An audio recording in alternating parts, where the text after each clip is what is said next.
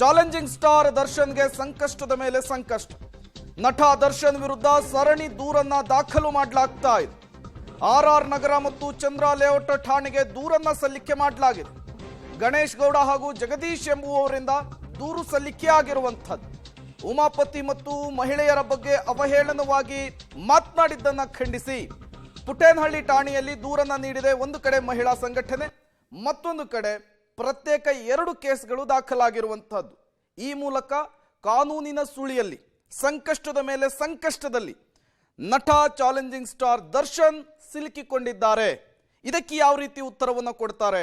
ಕಾನೂನಿನ ಮೂಲಕವೇ ಸಮರವನ್ನ ಸಾರ್ತಾರಾ ಅಥವಾ ಏನಾಗುತ್ತೆ ಅನ್ನುವಂತಹ ಕುತೂಹಲ ಸಹಜವಾಗಿಯೇ ನಿರ್ಮಾಣವಾಗ್ತಾ ಇದೆ. ಸಾರ್ವಜನಿಕ ಸಮಾರಂಭದಲ್ಲಿ, ಬಹಿರಂಗ ವೇದಿಕೆಯಲ್ಲಿ ನಟ ದರ್ಶನ್ ಆಡಿರುವಂತಹ ಮಾತುಗಳು ಈಗ ಅವರನ್ನ ವಿವಾದದ ಸುಳಿಯಲ್ಲಿ ಸಿಲುಕಿಸಿರುವಂತಹದ್ದು. ಇದೇ ವಿಚಾರಕ್ಕೆ ಮಹಿಳೆಯರು ರೊಚ್ಚಿಗೆದ್ದು ಪ್ರತಿಭಟನೆಯನ್ನ ಮಾಡಿದ್ರು.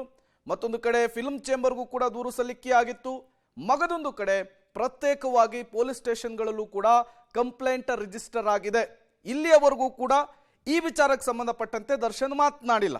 ಉಮಾಪತಿ ಗೌಡ ಅವರು ಬ್ಯಾಕ್ ಟು ಬ್ಯಾಕ್ ಸ್ಟೇಟ್ಮೆಂಟ್ಗಳನ್ನು ಕೊಡ್ತಾ ಇದ್ದಾರೆ. ಮತ್ತಷ್ಟು ಡೀಟೇಲ್ಸ್ ಅನ್ನು ಕೊಡ್ತಾರೆ ನಮ್ಮ ಕ್ರೈಮ್ ಬ್ಯೂರೋ ಹೆಡ್ ಮುರಳಿ ನೇರ ಸಂಪರ್ಕದಲ್ಲಿ ಜಾಯಿನ್ ಆಗಿದ್ದಾರೆ. ಮುರಳಿ, ಉಮಾಪತಿ ಗೌಡ ಮತ್ತು ದರ್ಶನ್ ನಡುವಿನ ಸಮರ ಈಗ ತಾರಕಕ್ಕೇರಿದೆ. ಈಗ ಇದೇ ವಿಚಾರಕ್ಕೆ ಸಂಬಂಧಪಟ್ಟಂತೆ ಪ್ರತ್ಯೇಕ ಕೇಸ್ಗಳು ಕೂಡ ದಾಖಲಾಗಿದೆ. ಈಗ ದರ್ಶನ್ ಅವರ ರಿಯಾಕ್ಷನ್ ಯಾವ ರೀತಿ ಇರುತ್ತೆ? ಅವರು ಕೂಡ ಕಾನೂನಿನ ಮೂಲಕವೇ ಹೋರಾಟವನ್ನು ಮಾಡ್ತಾರೆ. ಏನನ್ನ ನಿರೀಕ್ಷೆ ಮಾಡಬಹುದು ಅಂತ ಹೇಳಿ ಮುರಳಿ? ಖಂಡಿತ ಪ್ರೇಮ್, ಯಾಕಂದ್ರೆ ಈ ಪ್ರಕರಣಕ್ಕೆ ಸಂಬಂಧಪಟ್ಟಂತೆ ಈಗ ಕೇವಲ NCR ಪ್ರಕರಣಗಳು ಮಾತ್ರ ದಾಖಲಾಗಿರುವಂಥದ್ದು, ನಾನ್ ಕಾಗ್ನಿಸಬಲ್ ರಿಪೋರ್ಟ್ ಅಂತಾನೆ ಹೇಳ್ತಾರೆ. ಏನೋ ಆ ಪ್ರಕರಣಗಳನ್ನ ದಾಖಲು ಮಾಡಿಕೊಂಡು ಈಗ ಪೊಲೀಸರು ತನಿಖೆಯನ್ನ ಮಾಡ್ತಾ ಇದ್ದಾರೆ. ತನಿಖೆ ಅಂದ್ರೆ ದೂರು ಕೊಟ್ಟಂತವರು ಹೇಳಿಕೆಗಳನ್ನು ಪಡೆದುಕೊಳ್ಳುವಂಥದ್ದು, ಜೊತೆಗೆ ಯಾರು ಆರೋಪಿ ಸ್ಥಾನದಲ್ಲಿ ಇರ್ತಾರೆ ಅವರ ಹೇಳಿಕೆಗಳನ್ನ ಪಡ್ಕೊಳ್ಳುವಂಥದ್ದು. ಹೇಳಿಕೆಗಳನ್ನ ಪಡ್ಕೊಂಡ ನಂತರ ಅದನ್ನ FIR ಅನ್ನ ಮಾಡಬೇಕಾಗುತ್ತಾ, ಆ ರೀತಿಯ ವಿಚಾರಗಳು ಏನಾದರೂ ಬರುತ್ತಾ ಅನ್ನೋದ್ರ ಬಗ್ಗೆ ಕೋರ್ಟ್ನ ಅನುಮತಿಯನ್ನ ಪಡೆದುಕೊಂಡು ಅದಕ್ಕೆ FIR ಅನ್ನ ದಾಖಲು ಮಾಡುವಂಥದ್ದು.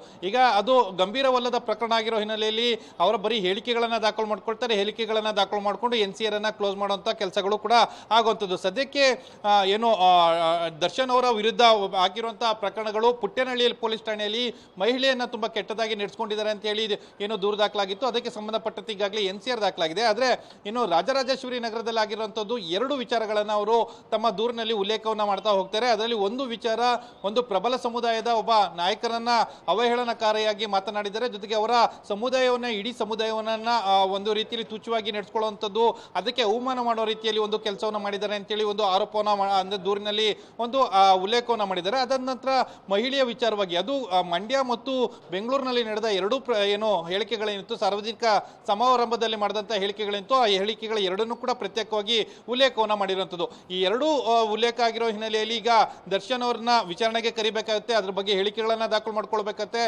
ಈಗ FIR ಏನಾದರೂ ದಾಖಲಾಗಿದ್ರೆ ಅದನ್ನ ಕೋರ್ಟ್ನ ಮೂಲಕ ಹೋಗಿ ಚಾಲೆಂಜ್ ಅನ್ನ ಮಾಡಿ ಅದಕ್ಕೆ ಇಂಟ್ರಿಮ್ ಸ್ಟೇ ಅಂದ್ರೆ ಮಧ್ಯಂತರ ತಡೆಯನ್ನು ತೆಗೆದುಕೊಂಡು ಬರ್ಬೋದಾಯಿತು. ಆದ್ರೆ ಇದು ಇನ್ನೂ NCR ಪ್ರಕರಣ ಆಗಿರೋ ಹಿನ್ನೆಲೆಯಲ್ಲಿ ಅದಕ್ಕೆ ಯಾವುದೇ ರೀತಿಯ ಕೋರ್ಟ್ನಲ್ಲಿ ಮಾನ್ಯತೆ ಇರಲ್ಲ. ಆ ಹಿನ್ನೆಲೆಯಲ್ಲಿ NCR ಅನ್ನ ಆಗಿರೋ ಹಿನ್ನೆಲೆ ದರ್ಶನ್ ಅವರು ಕಾನೂನು ಹೋರಾಟ ಮಾಡಲಿಕ್ಕೆ ಈ ಸದ್ಯಕ್ಕಂತೂ ಅವಕಾಶಗಳು ಇಲ್ಲ ಅಂತ ಹೇಳ್ಬೋದು. Prem, okay, thank you Murali ತಮ್ಮೆಲ್ಲ ಮಾಹಿತಿಗಾಗಿ.